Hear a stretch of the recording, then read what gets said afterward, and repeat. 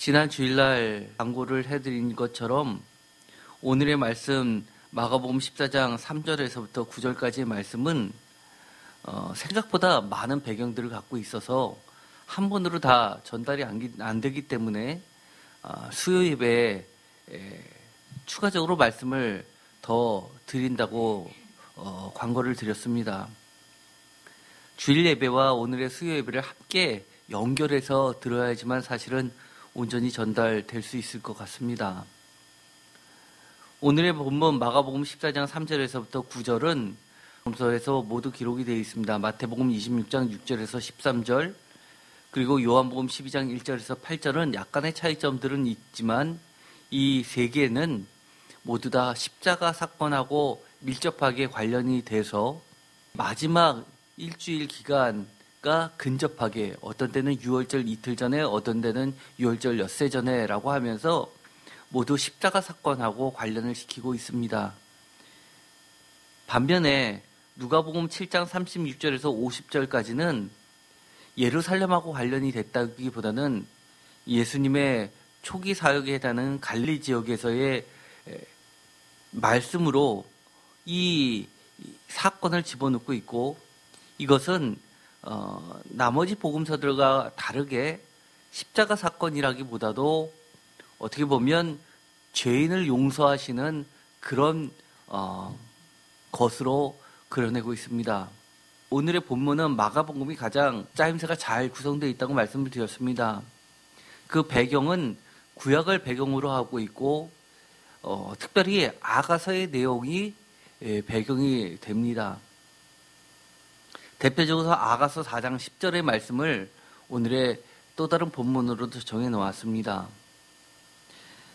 이 오늘의 말씀은 특별히 여러 가지 말씀 중에서 9절에 있는 말씀이 가장 어렵습니다. 내가 진실로 너에게 이르노니 온 천하에 어디서든지 복음이 전파되는 곳에서는 이 여자가 행한 일도 말하여 그를 기억하리라 라고 하셨던 말씀 때문에 마치 이 여인이 했던 이 사건, 예수께 순전한 나드 한 옥합을 깨트려서 예수의 머리에 붙든, 아니면 누가복음이나 요한복음처럼 발에 붙든 간에 이 예수께 했던 이것이 거의 복음과 동급에 놓여 있다는 겁니다.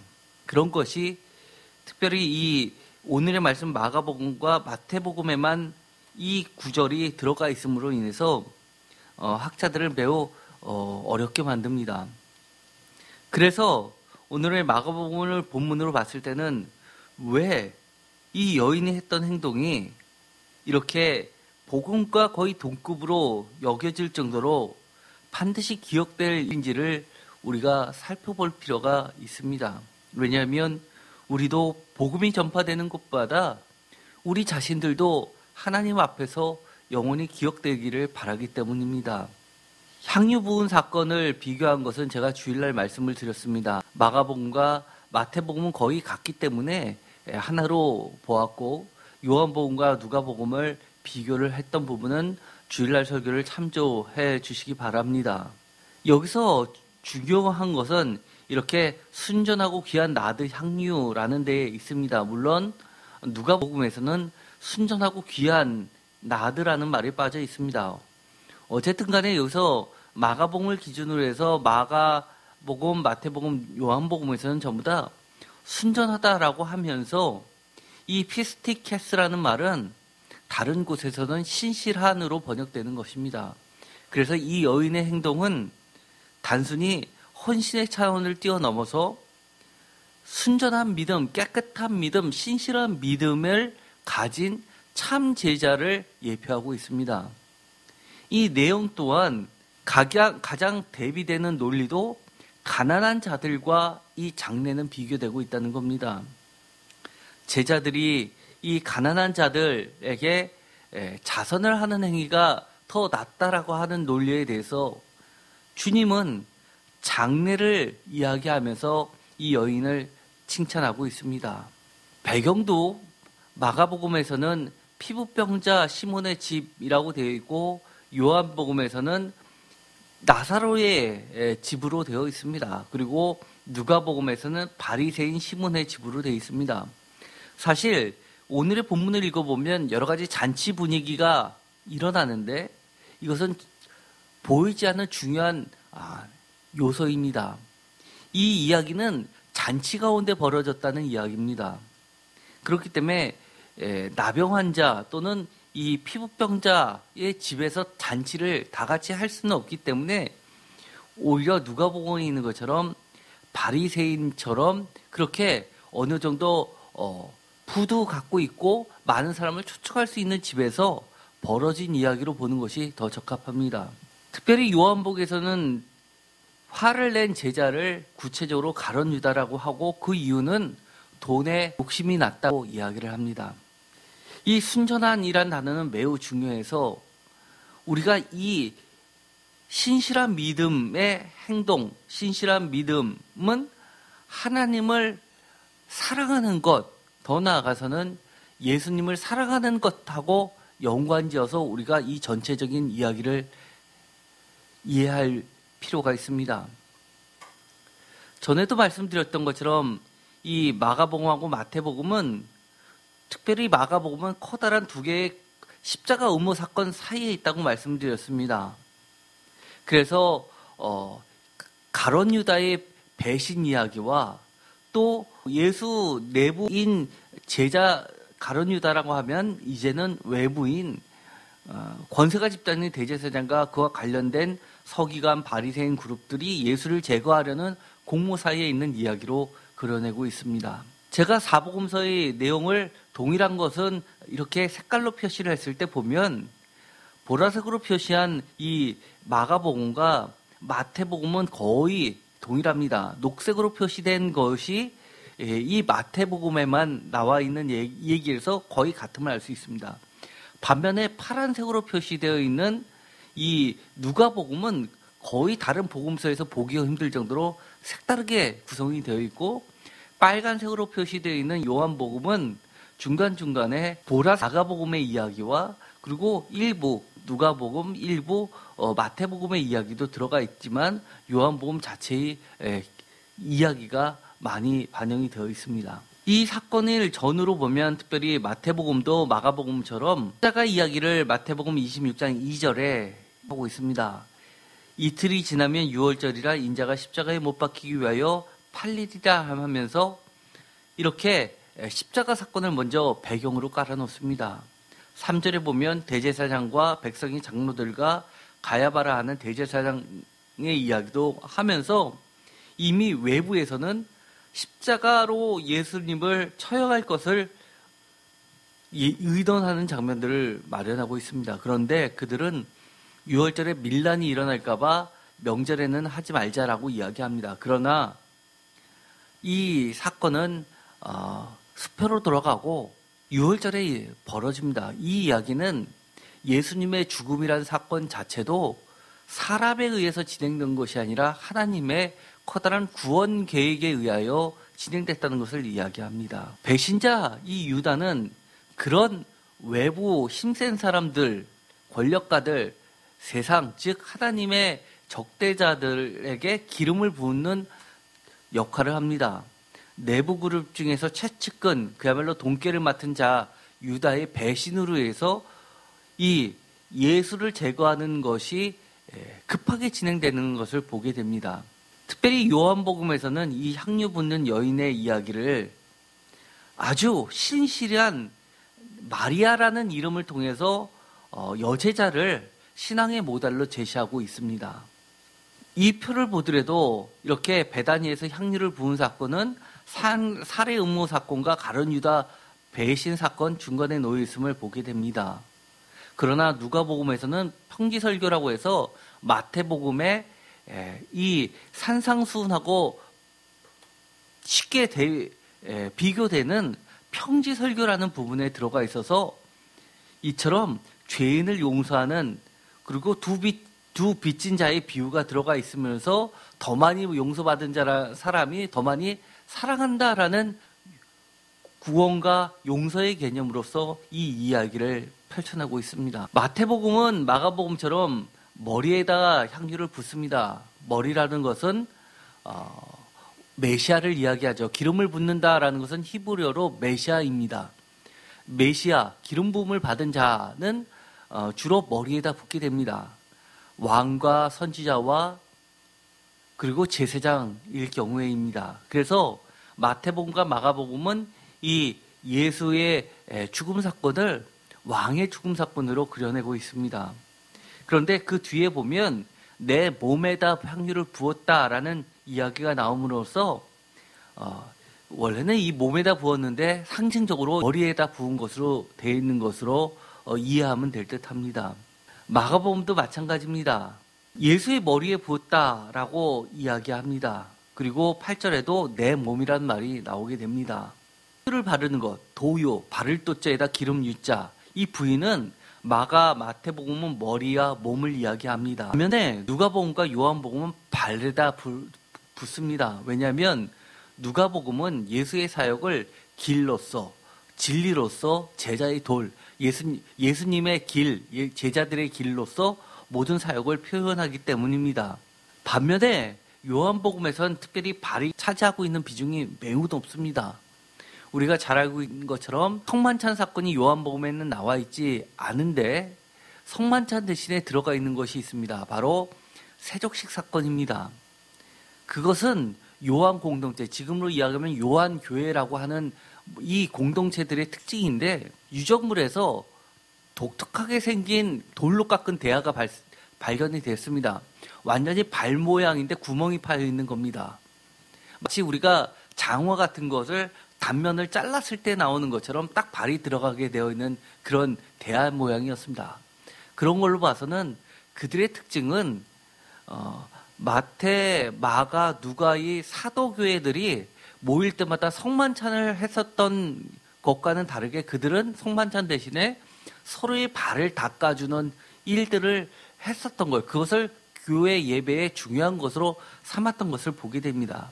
한마디로 예수님의 사랑의 명령, 참된 종으로서 서로 섬기는 모습, 그리고 서로 사랑이라는 실천을 하는 것으로서 이 발을 상징하고 있습니다.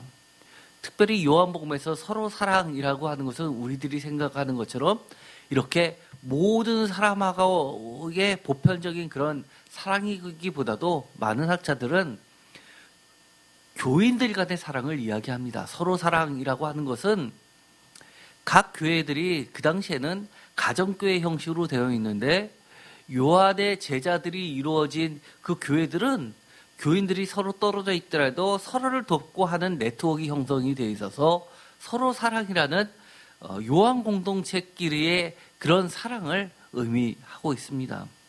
마태, 마가, 누가, 요한에서는 이 예수의 머리에 향유를 붓는 이 여인의 이야기가 중요한 정통으로 남아 있습니다. 특별히 우리가 기억해야 될 것은 요한복음에 있어서 이 예수의 머리에 향유를 붓는 사건은 특별한 의미도 가지고 있습니다. 다른 데서 볼 수 없을 정도로 이 발이 히브리어 성경의 헬라어 버전인 70인역에서는 그 성전에 기둥들이 있습니다. 그 기둥의 밑받침대 이렇게 좀 튀어나오는 이 부분을 헬라어로 발이란 것을 사용합니다.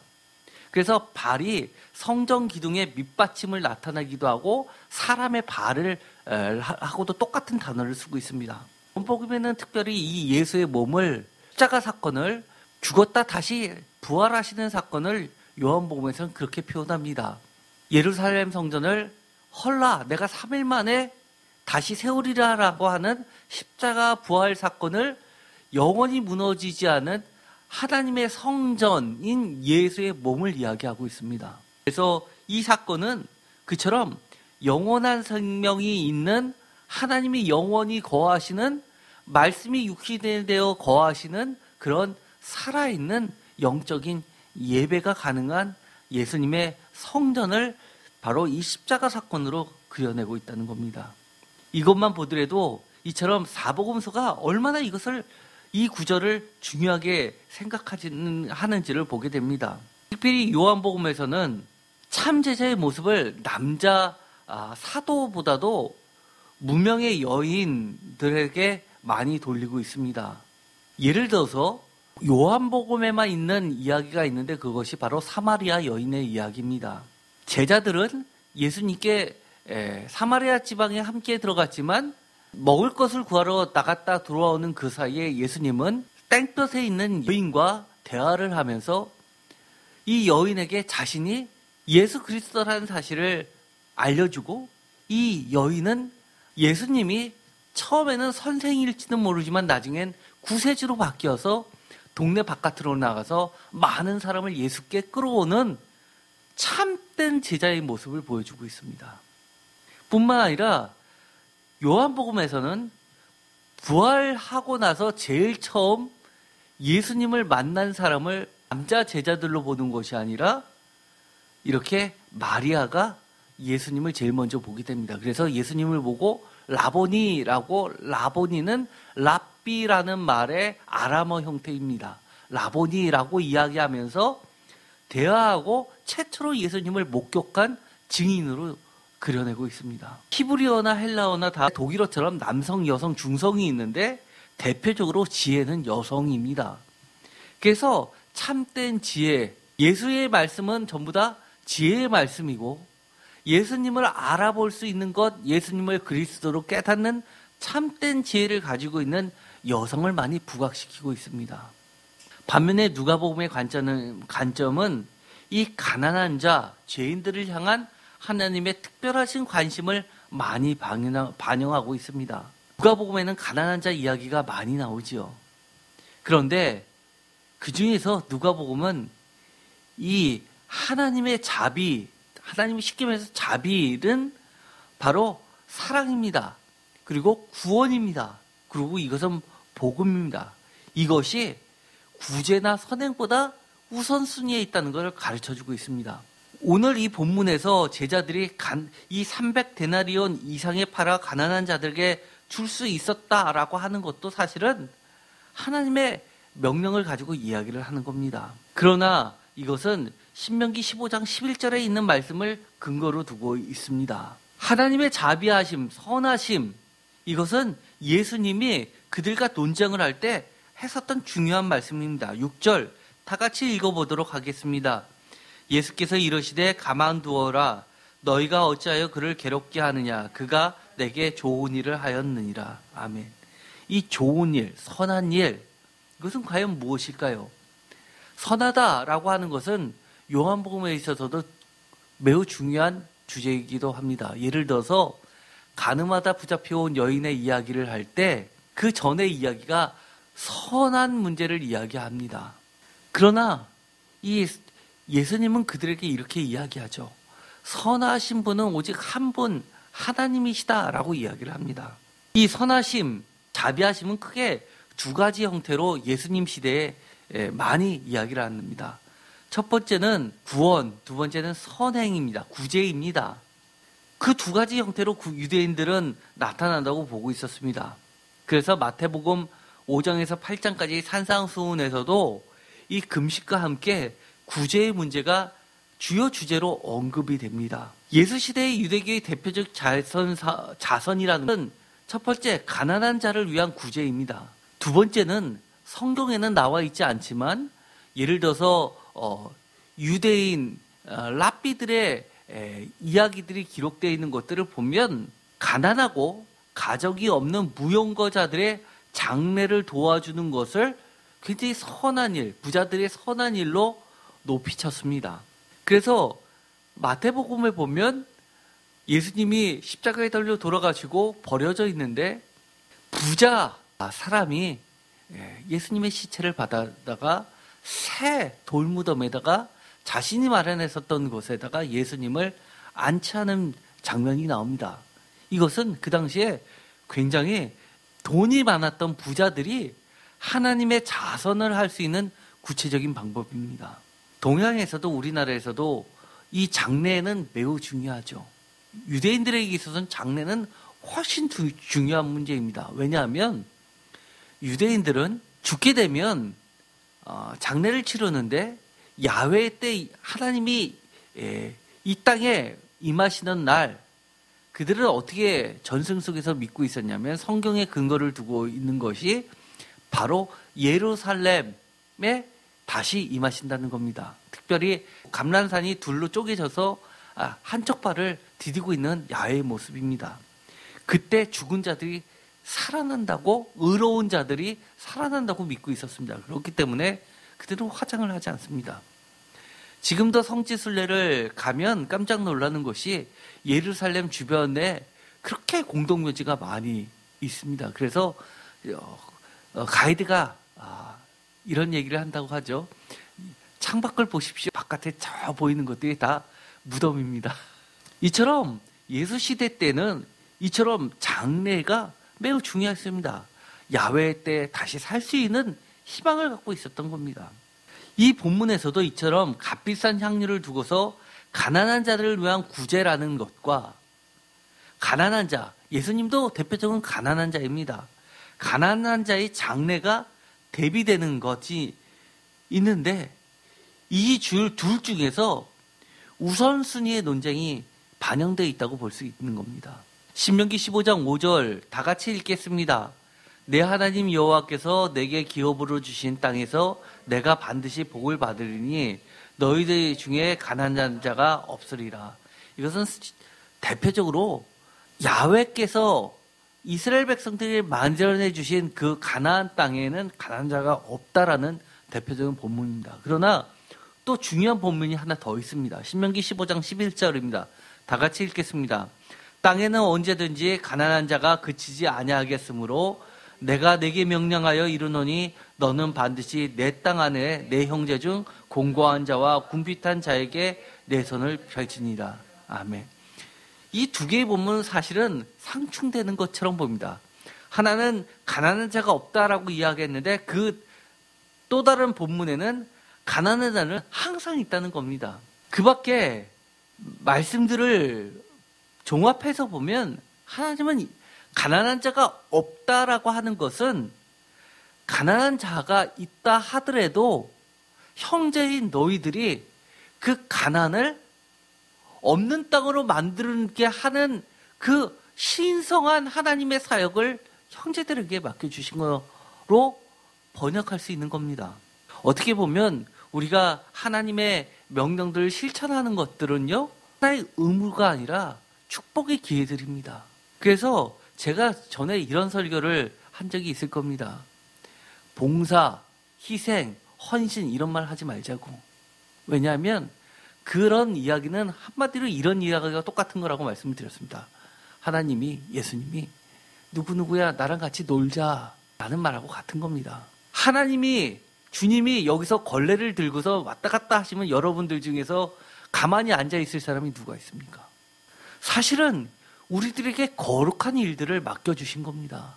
하나님이 직접 하시는 일들을 우리들의 손을 통해서 우리들에게 하나님의 찬치에 상급을 주시려고 함께 하자는 것들입니다. 이 가난한 얘기는 대표적으로 신명기 15장 9절에 있는 일곱째 해 면제년에 내 궁핍한 현재를 풀어주고 면제의 빚을 탕감해주는 것으로 안식년으로 대표되고 있습니다. 이것이 나중에 희년으로 발전되는 겁니다. 희년은 사실은 예수님이 오신 것으로 해석될 수도 있습니다.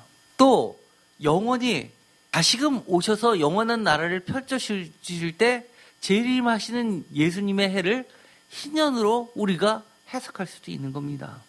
이렇게 함으로써 우리들의 귀한 사명을 맡겨주심으로써 하나님은 우리에게 이렇게 이야기하십니다.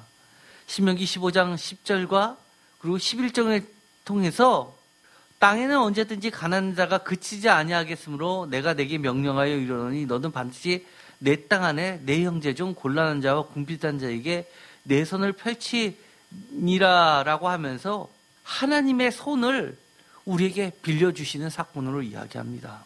또 이처럼 여인의 이야기는 또 다른 아주 중요한 주제를 보여주고 있습니다. 성경, 특별히 구약 성경 전체 중에서 여인의 이야기가 가장 적나라하게 드러난 것이 두 가지가 있습니다. 하나는 잠언서에 나와 있는 잠언 31장 격언의 형태로 나와 있는 것이 있고, 또 하나는 이야기식으로 내러티브로 전개되어 있는 것이 바로 아가서입니다. 아가서는 Song of Songs입니다. 노래들 중에 최고의 노래라는 겁니다. 빼어날 아름다울 아자에 노래 가자를 써서 정말 빼어나게 아름다운 최고의 노래를 부르고 있습니다. 이 아가서에 보면 순전한 향기 나는 신부라는 이야기가 계속해서 반복이 됩니다. 우리가 잘 알고 있는 것처럼 아가서는 솔로몬 왕이 신랑입니다. 반면에 왕이 사랑에 빠진 이 신부는 굉장히 노예처럼 검게 그을린 여인입니다. 거기다가 오빠들의 미움을 받아서 자신의 포도원도 돌보지 못하면서 힘겹게 일하면서 검게 그을린 여인입니다. 그런데도 불구하고 많은 이스라엘의 여인들이 합창을 통해서 이 여인과 왕의 결혼을 축하해주고 있습니다. 즉 왕이신 하나님과의 합일, 연합체, 결혼을 상징하고 있습니다. 오늘의 이 본문도 사실은 이 이야기가 겉으로는 드러나 있지 않지만 배경으로 깔려 있다고 볼 수 있습니다. 이 여인이라는 것은 신실한 제자, 성도, 복음의 일꾼을 이야기합니다. 성경에 보면 여인에 대한 상징들이 여러 나오게 됩니다. 첫 번째 여인은 남자들과 다르게 하나님의 특별한 돌봄과 관심의 대상인 소외된 자들입니다. 예를 들어서 성전에도 여인의 뜰이 있고 남자들이 들어갈 수 있는 곳이 다릅니다. 이처럼 무명과 힘없는 자, 하나님의 자녀를 이야기합니다. 또 여인들은 잠언서 31장에 보면 지혜를 이야기합니다. 이 향유 부은 여인의 배경은 두 번째, 지혜의 모티브가 강하게 들어가 있습니다. 세 번째, 성경에는 음녀나 우상숭배를 나타냅니다. 우리가 호세아서 같은 데를 보면 하나님을 배신하고 떠났던 여인을, 음녀를 이스라엘 백성으로 표현하고 있습니다. 또 요한계시록에 보면 음녀가 나오게 되죠. 마지막 전쟁을 치를 때 어린 양이 물리치는 게 바로 이 음녀입니다. 또 네 번째는 아가서라든지 아니면 이사야서라든지 예레미야서에 나와 있는 것처럼 결혼 모티브가 배경인 호세아서도 마찬가지지만 순결한 신부를 나타내는 데 사용됩니다. 그래서 순결한 신부는 이스라엘을 상징합니다. 하나님의 결혼 언약 공동체입니다.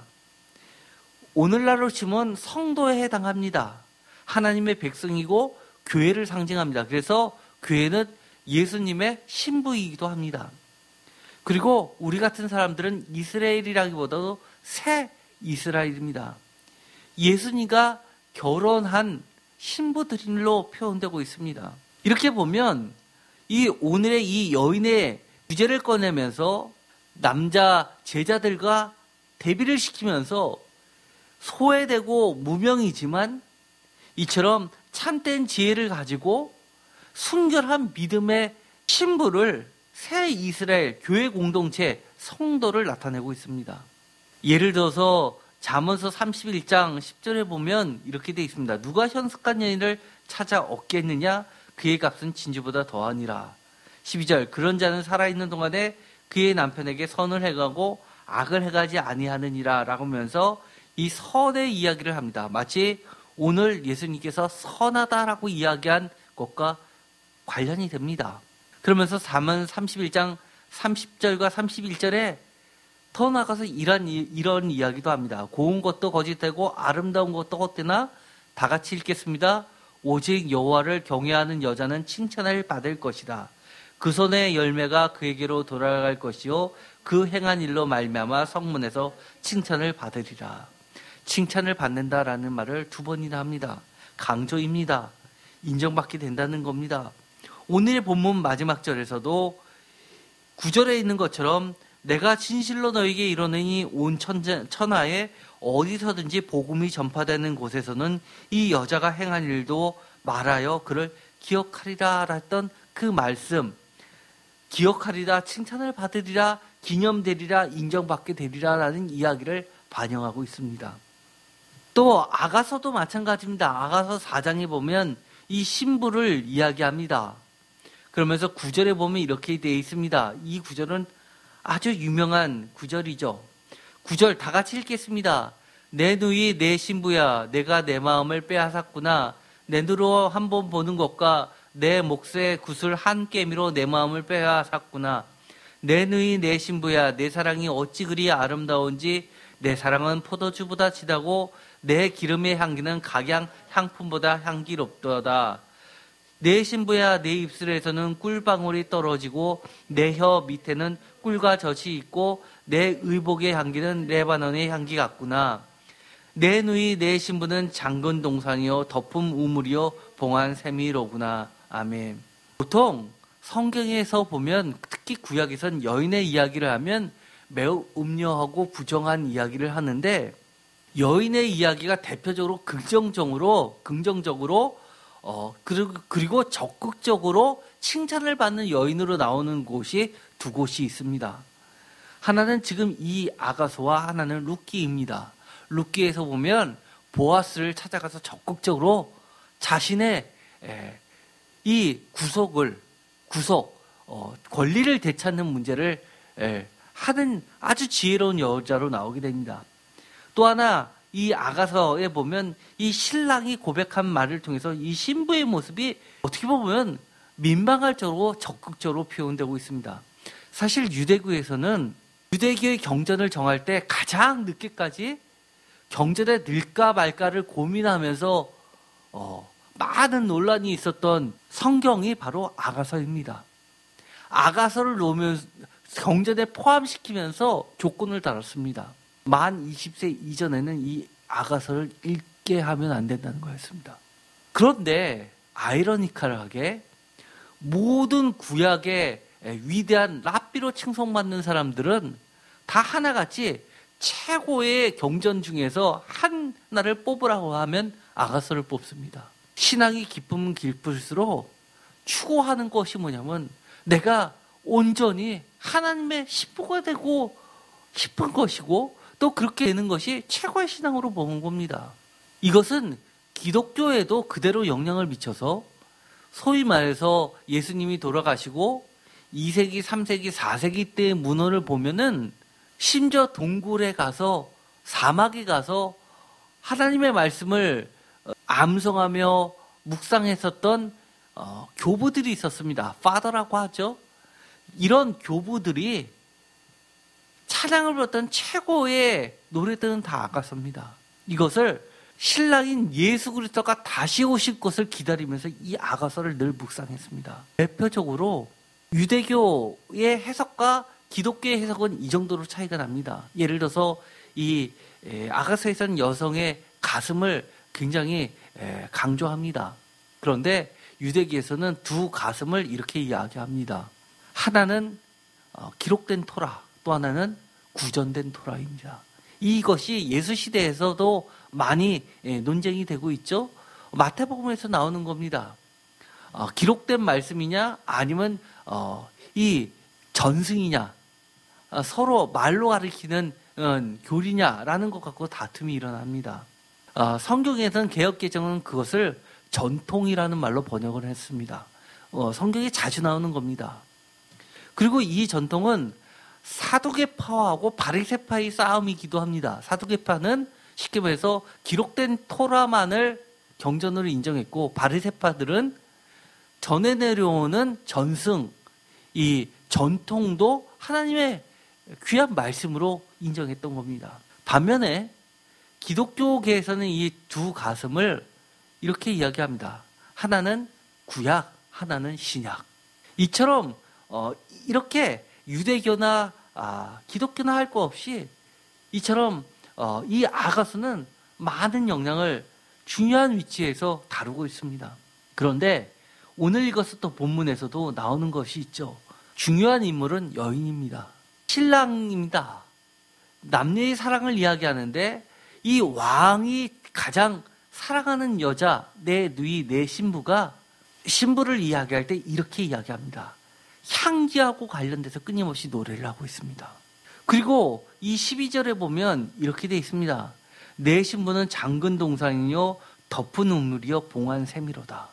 이것은 잠근 동산, 덮은 우물, 봉한 샘, 이것은 쉽게 범할 수 없는 고결한 여인을 이야기합니다. 순결한 처녀성을 이야기합니다. 그래서 이것은 오늘 본문에서도 순전한, 신실한을 순절한으로 번역한, 오염되지 않은 것으로 번역한 피스티케스하고도 관련이 됩니다. 오늘의 본문에서도 여인과 순전함과 이렇게 향기로서 나타내고 있습니다. 거기다 아가서 5장 1절에 보면 내 누이 내 신부를 이야기할 때 나의 모략과 향재료라는 말로도 표현되고 있습니다. 이사야서 61장 10절에 보면 이렇게 이야기합니다. 내가 여호와로 말미암아 크게 기뻐하며 내 영혼이 나의 하나님으로 말미암아 즐거워하리니 이는 그가 구원의 옷을 내게 입히며 공의의 겉옷을 내게 더하심이. 다 같이 읽겠습니다. 신랑이 사모를 쓰며 신부가 자기 보석으로 단장함과 같게 하셨느니라. 아멘.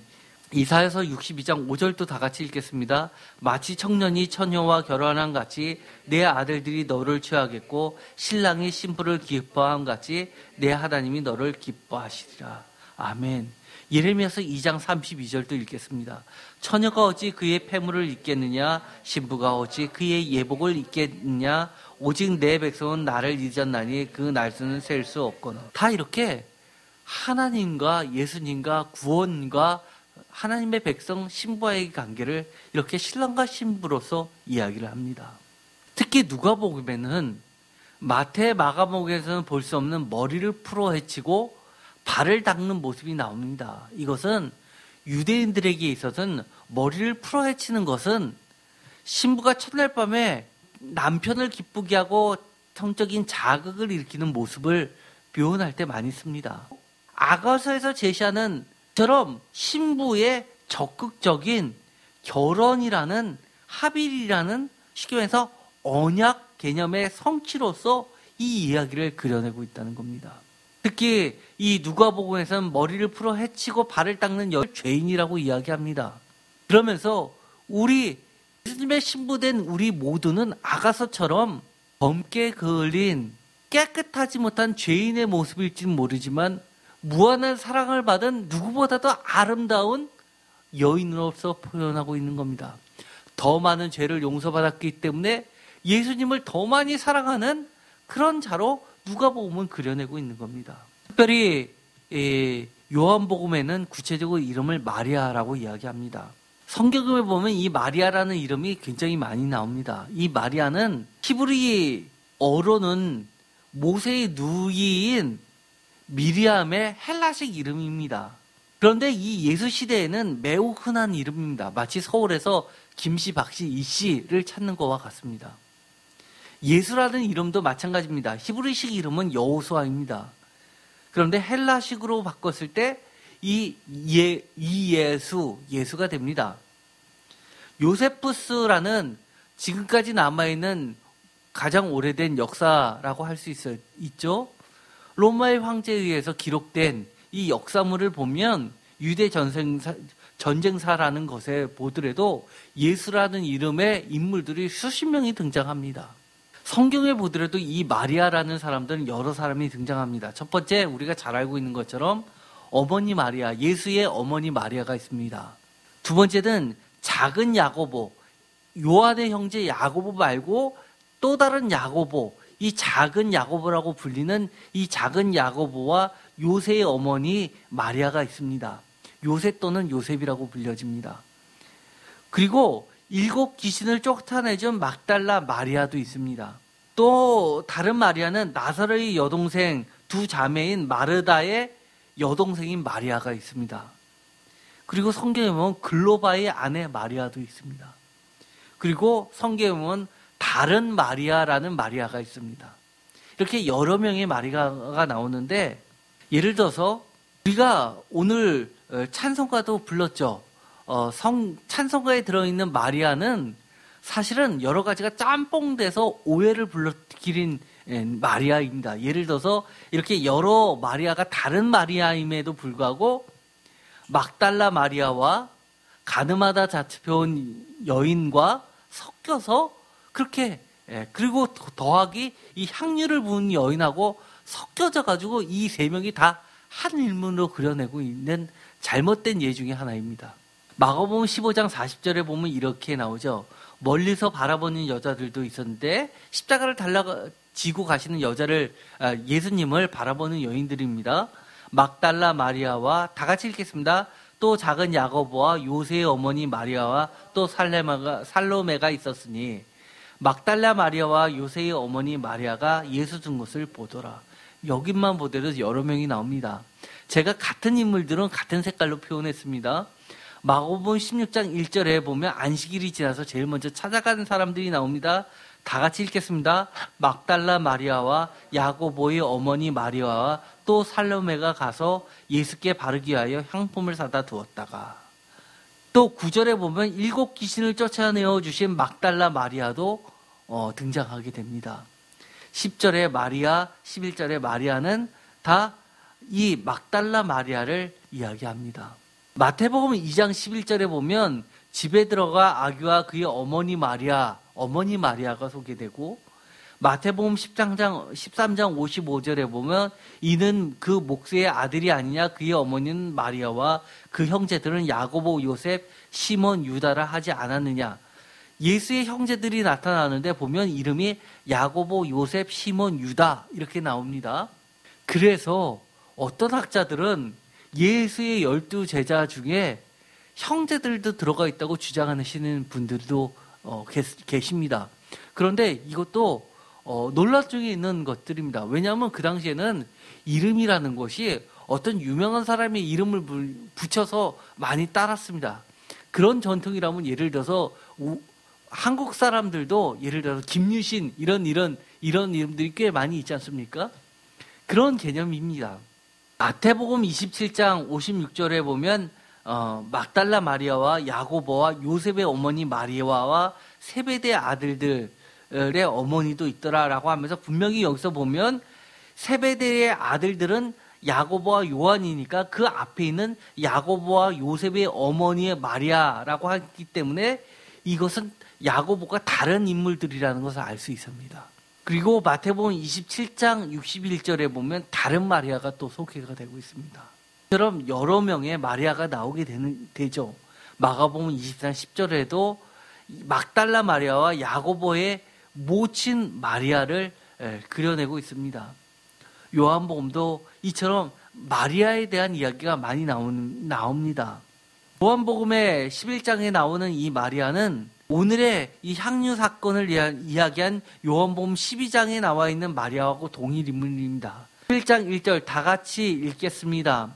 어떤 병자가 있으니 이는 마리아와 그 자매 마르다의 마을 베다니에 사는 나사로다.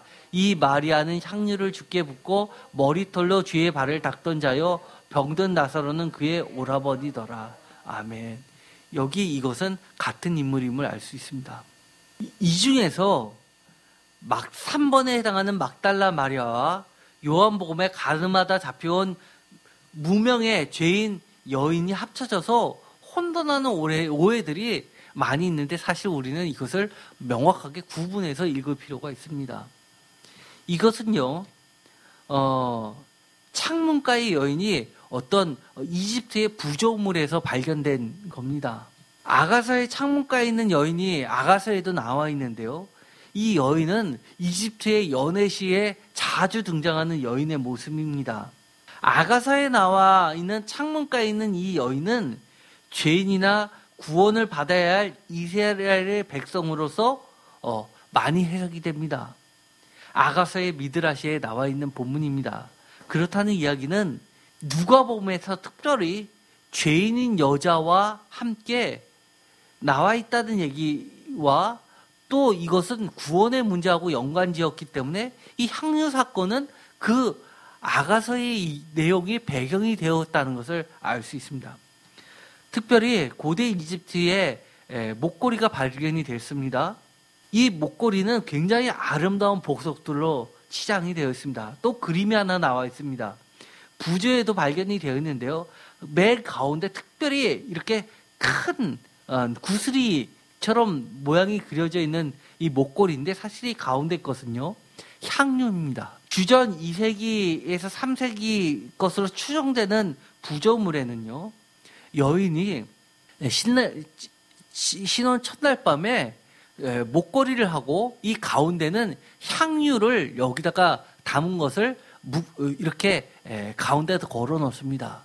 그래서 이 신랑에게 이 향유를 통해서 자극을 시켜주는, 그래서 아름다운 결혼을 상징하는 것으로 보여지게 됩니다.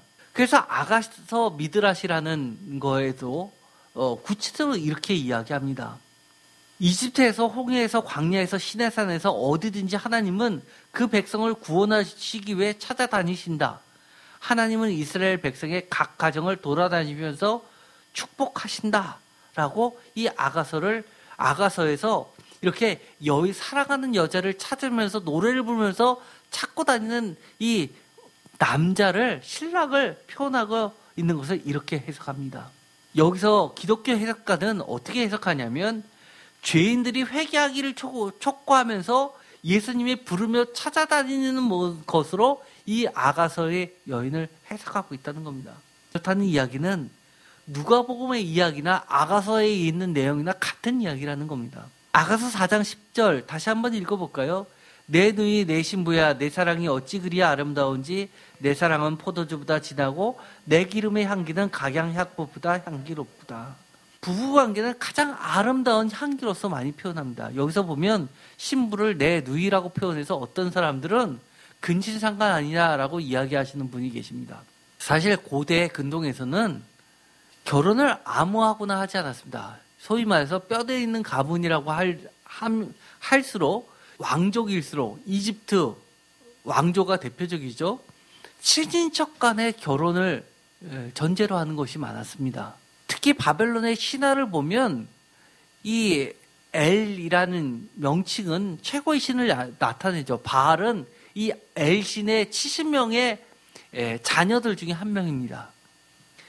바알의 아버지는 엘입니다. 바알의 부인도 형제자매 중에 하나입니다.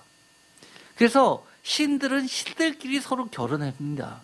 아브라함과 그의 아들 이삭도 마찬가지 이야기가 성경에 들어가 있습니다. 예를 들어서 부인을 소개할 때 내 누이라고 해가지고 어려움을 겪는 이야기가 2번이나 기록이 되어 있습니다. 우리들은 이해가 안 갑니다. 왜 부인이라고 이야기했지 왜 내 누이라고 이야기했냐. 그것도 1번도 아니라 2번이나. 이 이야기는 실제로 누이이면서 신부인 겁니다. 그것은 자기 계급을 지키려는 그런 문화적 배경을 갖고 있습니다. 그래서 성경에서 나오는 이 누이라고 하는 것을, 아가서에 나오는 이 내 누이라고 하는 것은 실제로 이 아가서에 나오는 이 여인은 피가 섞여져 있지도 않음에도 불구하고 내 신부라는 말의 대칭어이기도 합니다. 짝말이기도 하는 겁니다. 그래서 성경에서 누이라고 이야기하는 것은 혈통적 배경을 갖고 있을 수도 있고, 아니면 신부라는 의미를 다른 말로 표현해서 누이라고 표현했을 수도 있는 겁니다. 그래서 아가서의 이 본문을 어떻게 해석하냐면, 남자와 여자의 사랑이 완벽하게 하나 되는 사건으로 보고 있습니다. 신부의 사랑은 신랑으로 하여금 그것을 가지고 싶은 마음을 들게 하는 어떤 향품으로서 표현하고 있다는 겁니다. 특별히 고급 향품을 나타나는 데는 이처럼 성경에도 관유로 사용됐을 정도의, 그렇게 또는 시바의 여왕이 솔로몬에게 바쳤던 그런 향품을 바로 이 오늘의 이 본문에서 사용했을 것으로 보고 있는 겁니다. 비록 우리들은 이 아가서에 나오는 여인처럼 하나님과 예수 그리스도와 짝이 될 만한 사람이 아닌데도 불구하고, 볼품없고 평범한 신분적 차이가 있음에도 불구하고, 그럼에도 불구하고 선택받은 신부라는 겁니다. 그래서 아가서 2장 1절에서 2절까지를 보면 이런 말이 나옵니다. 수선화와 백합화라는 말로 표현합니다. 그런데 많은 사람들이 오해를 사실 합니다. 수선화, 백합화 하면 매우 우리가 생각하는 것처럼 백합화를 아름다운 꽃으로 생각하는 경우가 있지만, 이 본문은 매우 평범하다라는 말을 나타내고 있습니다. 왜냐하면 아가서 2장 1절에 나는 샤론에 수선하여 골짜기에 백합화로다. 2절을 보면 여자들 중에 내 사랑은 가시나무 가운데 백합화 같도다 라고 해서 가시나무 가운데 뛰어난 꽃인 것처럼 설교하는 것도 저도 들어본 적이 있는데 그거는 대표로 잘못된 설교입니다. 사실 이 가시나무 가운데 백합화, 골짜기의 백합화, 샤론의 수선화라는 것은 이스라엘 사람들이 있어서는 샤론은 대표적인 이스라엘 평야에 놓여 있는 겁니다. 그래서 우리가 평야하면 전라도를 많이 가죠. 전라도 가면 사방팔방을 쳐다봐도 별로 산이 보이지 않습니다. 서울에서는 그렇게 보기 힘든 넓은 평야가 전라도 땅에 가면 매우 흔한 모습입니다. 이 이스라엘 평야에서는 이 샤론의 수선화는 매우 흔한 꽃입니다. 골짜기의 백합화도 너무나 쉽게 볼 수 있는, 어디를 가나 볼 수 있는 겁니다. 그래서 내 사랑은 가시나무 가운데 백합화라는 것은 사실은 흉물 가운데 뛰어난 꽃이 아니라 너무나 쉽게 볼 수 있는 평범한 꽃이라는 뜻입니다. 그래서 오늘의 본문은 순전한이라는 이 이야기는 아까 아가서의 내용을 보면 범접할 수 없는 순결한 신부를 이야기하고 아주 값비싼 귀한 신실한 주의 일꾼 참 제자를, 백성을, 성도를 가리키는 말입니다. 잠근 동산, 덮은 우물, 봉한 샘이라는 것은 쉽게 누구나 열 수 없다는 이야기입니다. 이 이야기 다음 바로 9절에 12절 다음에 14절에 이처럼 유황목, 몰약, 침량, 귀한 향품 얘기를 하면서 이 여인을, 신부의 여인을 그렇게 아름답게 그려내고 있습니다. 이처럼 여인은 몰약, 발로도 표현되고 있습니다. 아가서 5장 3절에 보면 이렇게 되어 있습니다. 내가 옷을 벗었으나 어찌 다시 입겠으며 내가 발을 씻었으니 어찌 다시 더럽히느냐마는 4절 내 사랑하는 자가 문틈으로 손을 들이매 내 마음이 움직여서 5절 일어나 내 사랑하는 자를 위하여 문을 열 때 몰약이 내 손에서 몰약의 질비 내 손가락에서 무빗장에서 떨어지는구나 라는 이 구절은 여인이 신랑에게 했던 이야기입니다. 특별히 이 아가서에 보면 신랑과 이 여인은 서로 만나서 사랑을 하게 되고 결혼을 합니다. 그런데 어떤 이유인지는 모르지만 다시금 헤어지게 됩니다. 그러면서 이 여인은 끊임없이 이 살아가는 이 신랑이 다시금 자기를 찾아와 주기를 기다리고 있습니다. 그래서 맨 마지막 8장에 가면 이 여인이 부르는 노래가 다시 찾아오는 이 신랑을 고대하면서 부르는 노래로 끝납니다. 그 이야기는 우리가 말세에 예수 그리스도께서 우리를 다시 찾으러 오시는 것을 기대하면서 끝내는 노래와 같은 이야기입니다. 그런데 이 5장에서 이 여인이 기다리면서 혹시나 내 살아가는 신랑이 다시금 나를 찾아오지 않았을까라고 하면서 오배불방하면서 부르는 노래입니다. 여기서도 마찬가지로 발이라는 내용과 또 향기라는, 몰약이라는 향품의 얘기가 나옵니다. 이런 것들을 보면 다 하나같이 많은 부분의 소재들은 다 예수의 머리를 향유를 붓는 이 사건은 전체적으로 다 아가서의 온갖 재료들이 다시 구성돼서 새롭게 우리에게 들려주는 이야기입니다. 내가 진실로 너에게 이르노니 온 천하에 어디서든지 복음이 전파되는 곳에서 이 여자가 행한 일도 말하여 그를 기억하리라 라는 이 말씀은 사실 이것과 같은 겁니다.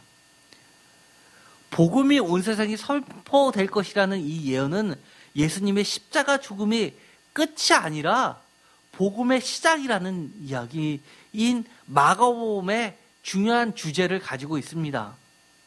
또 이 여인의 선한 행동은 복음과 함께 영원히 전달될 것이라는 것은 이 여인이 했던 이 행동, 장례를 예비했던 이 행동은 이 장례를 아름답게 꾸미는 단순히 선한, 어떻게 보면 자선의 행위로 끝나는 것이 아니라 옛시대의 죽은 사건을 기억하는 슬픈 마지막 일화의 하나의 전조가 아니라 새로운 시대, 예수 시대를 여는 서두를 장식하는 고귀하고 향기나고 영원히 기념할 만한 아름다운 사건이라는 것을 이야기합니다.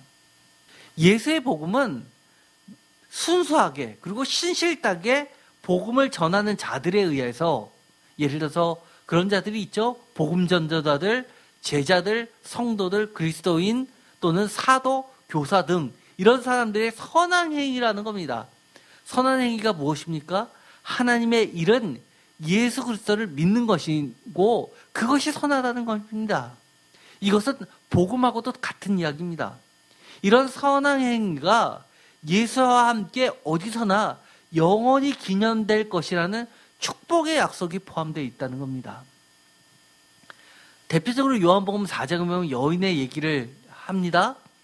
제자들이 돌아오기 전에 여자가 물동이를 버려 동네로 들어가서 사람들에게 이럴 때 와서 보라, 이는 그리스도가 아니냐라고 하면서 온 동네 사람들을 예수께 데리고 옵니다. 요한복음 4장 31절에 제자들이 다시 돌아와서 예수께 식사하시라고 잡수소서라고 이야기합니다. 그러자 32절에 이렇게 이야기합니다. 다 같이 읽겠습니다.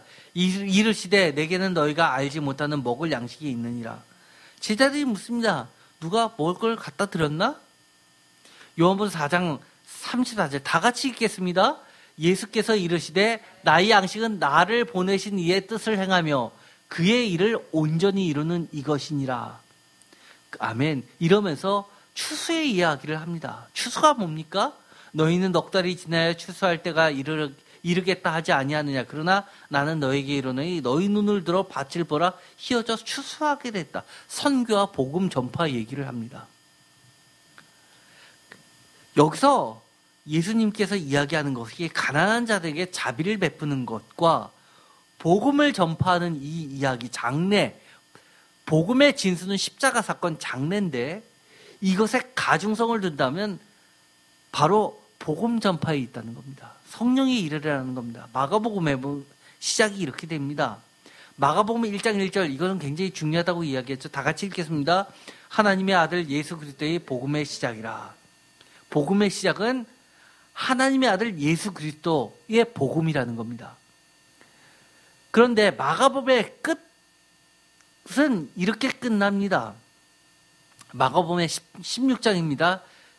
짧은 끝맺음이 이렇게 끝납니다. 8절이 마지막인데 7절에 보면 이렇게 되어 있습니다. 가서 그의 제자들과 베드로에게 이르기를 예수께서 너희보다 먼저 갈릴리로 가시니 전에 너희에게 말씀하신 대로 너희가 거기서 배우리라 하는지라 라고 이야기합니다. 이것은 천사가 얘기하죠. 그런데 8절에 보면 여자들의 반응이 나옵니다. 다 같이 읽겠습니다. 여자들이 몹시 놀라 떨며 나와 무덤에서 도망하고 무서워하여 아무에게도 아무 말도 하지 못하더라. 이걸로 마가복음의 짧은 마가복음은 끝납니다. 여자들이 나오는데 무서워하여 아무에게도 아무 말도 하지 못하는 걸로 끝납니다. 빈무덤, 복음의 진수, 부활 사건, 십자가가 끝이 아니라 십자가의 그 이후 시작, 빈무덤의 이야기를 무서워서 아무에게도 아무 말도 못하는 여자들의 얘기를 끝나는데 마가복음은 이렇게 이야기하는 겁니다. 용감하게 나가서 전하는 것이 복음의 시작이라고 이야기하는 겁니다. 빈무덤이 끝이 아니라 복음의 시작이라는 겁니다. 그 중간의 이야기가 이렇게 되어 있습니다. 1차 순환 예고 후에 변모선 사건, 변모선 사건은 중요하다고 그랬습니다. 6절입니다. 마가복음 9장 6절에 이렇게 이야기합니다.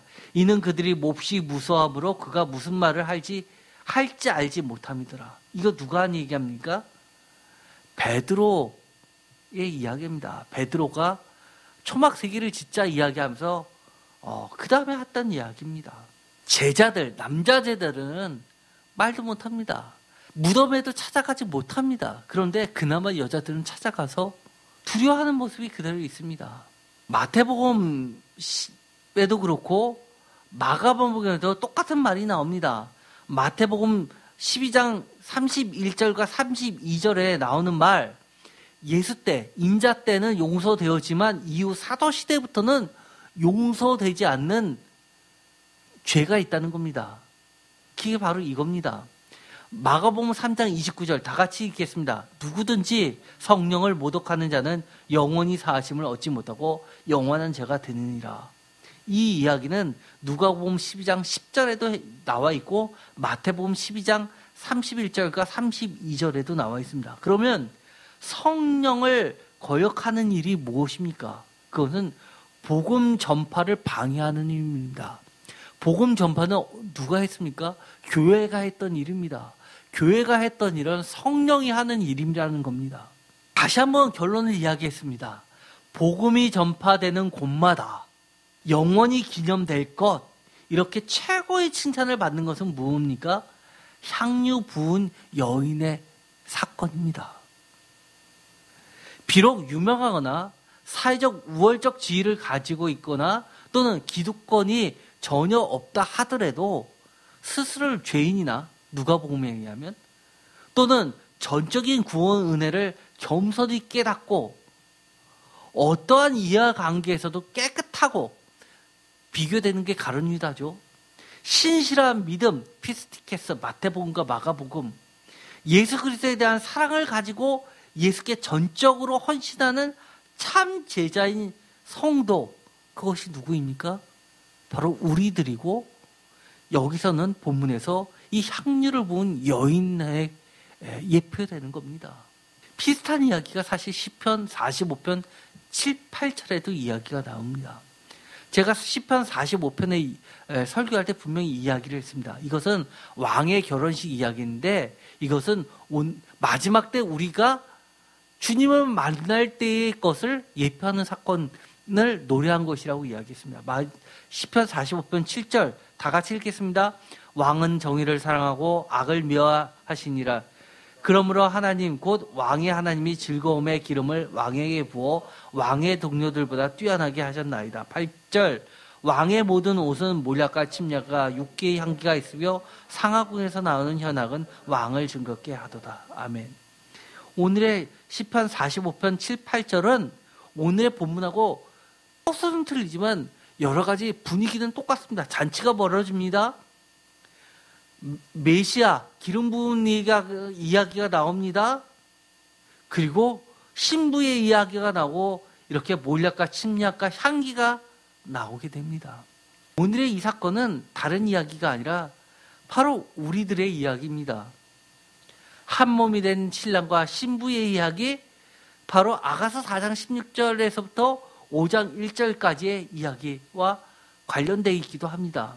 한 몸이 된 신랑과 신부의 얘기가 바로 4장 16절에서 5장 1절까지 나옵니다.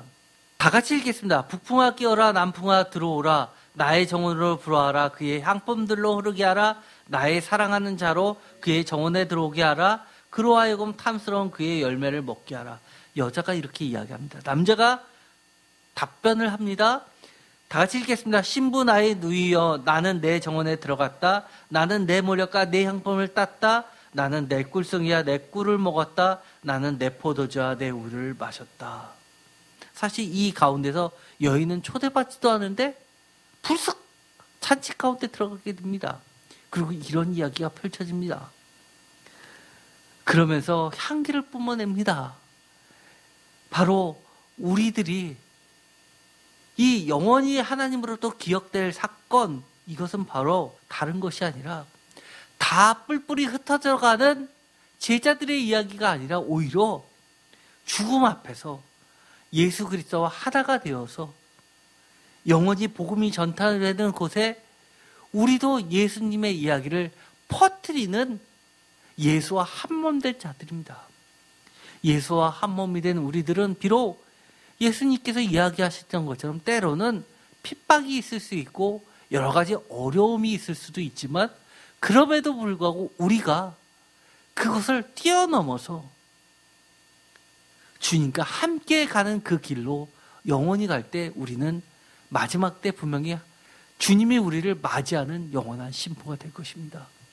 그런 의미에서 사실 오늘 여러분들이 어려움을 뚫고 이 자리에 나와서 함께 예배 드리는 것이 사실은 영원히 기록될 그리고 기억될 아름다운 신방의 이야기입니다. 기도하고 마치겠습니다.